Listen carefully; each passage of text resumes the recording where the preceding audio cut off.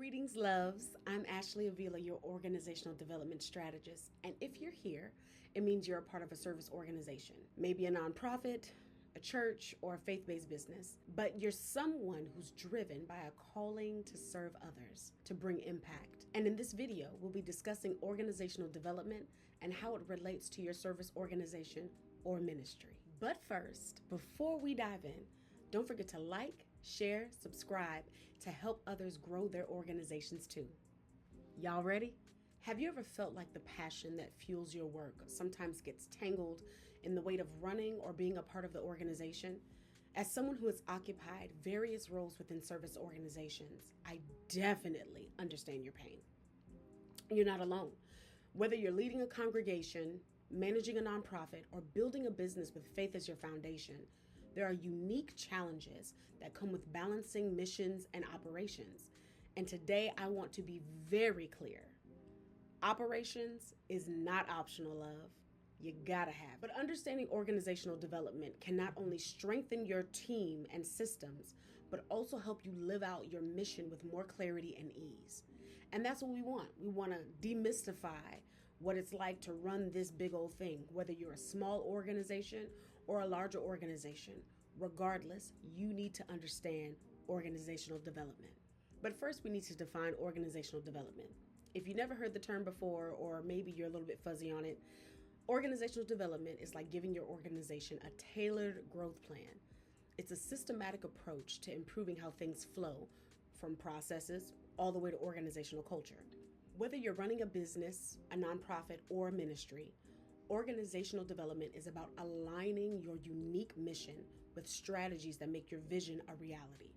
And let's be real, every great organization has areas where things get messy, misaligned, just plain stuck, or downright ugly. But that's where organizational development comes in, helping you clear the clutter and create space for growth. It's the choice to face and address the things that are holding your organizational health and impact hostage, and then deciding to do something about it. Working in these spaces can be exceedingly rewarding, but it's not without its challenges. And here are 3 common struggles that I often see in organizations like yours. Number 1, balancing mission with management.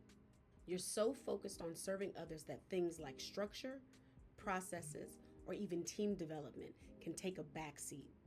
The result? Burnout and inefficiencies creep in, pulling you away from the mission, from your focus, thus muddying up the waters of exactly what you came to do and why you came to do it. Number 2, leading with limited resources.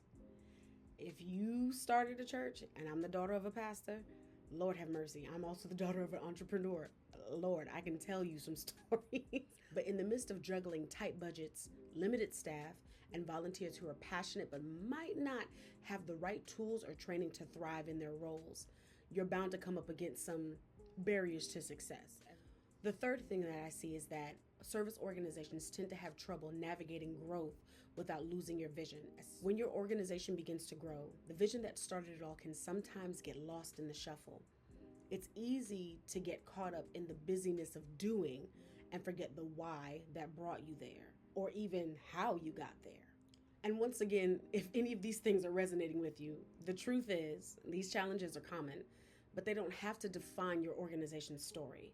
So let's talk solutions. As noble as it might be, your organization can't just be built on passion. There has to be intentionality, and that starts with a strong foundation. So here are 3 things that can help regarding the other 3 pain points we just mentioned. Get clear on your vision and communicate it often. A clear vision isn't just something to post on your website or say in meetings.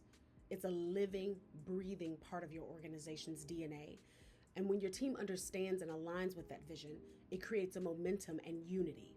But remember, communication is a superhighway, and messages can get lost when you don't actively seek feedback within all areas of your organization and within all levels of your organization. Number 2, invest in your people. Whether it's through training, mentorship, or giving them the tools that they need to succeed, your team is your greatest asset. Remember that empowered people create empowered organizations, and you have to be willing to listen and reinforce that effective communication. And number 3, build systems that support, not stifle. A well-run organization doesn't rely on one person doing everything. It can't function that well. That's not sustainable for any length of time. Streamlined systems and processes are there to ensure that everyone knows their role, freeing you up to focus on the bigger picture as leader. And yeah, creating these systems takes time and effort, but it's worth it because the mission has to be beyond you. So here are 3 steps that you can take today, because I don't believe in just telling you what to do. I like to tell you how to do it, because that's my job, right? Revisit your mission statement. Ask yourself, does your current mission reflect the heart of your work? Share it with your team this week and discuss how their roles connect to the mission. And then listen, because you will definitely tell by the interaction of whether or not there is misalignment or there's needed clarity regarding the mission. Number 2 is identify your gaps in operations. Now that can be a huge undertaking if you're not exactly sure where to start when it comes to auditing your own organization. So let's start small. Look for one area where things feel stuck. Maybe it's communication, maybe it's task management, maybe it's volunteer engagement, maybe it's team morale.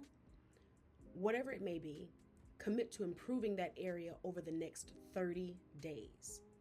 And it's often going to start with feedback. And speaking of feedback, the 3rd thing you can do is host a team check-in. Make sure you gather your team and ask them what's working well and where they need more support. Sometimes the simplest questions reveal the biggest opportunities for growth. And you'll see that conversation starter will then help you see their organizational experience. And you don't have to do everything at once. Please don't overhaul everything at once. I promise you'll get overwhelmed. But stay small, stay consistent, and watch how these small steps lead to big change. And even after hearing all of this, if you're still a little bit overwhelmed, that's all right. I got you. As an organizational development consultant, I teach organizations like yours how to clarify your vision and align your team. You gotta know your focus. You gotta know who you're serving, why you're serving, how you intend to serve them, and what capacity of service you can offer. I also teach you how to optimize your systems and processes so you can focus on your mission. Once you have your focus, you can then assess and decide what methods it might take for you to get there. But some things you won't be able to set and forget, but that's why it's called development.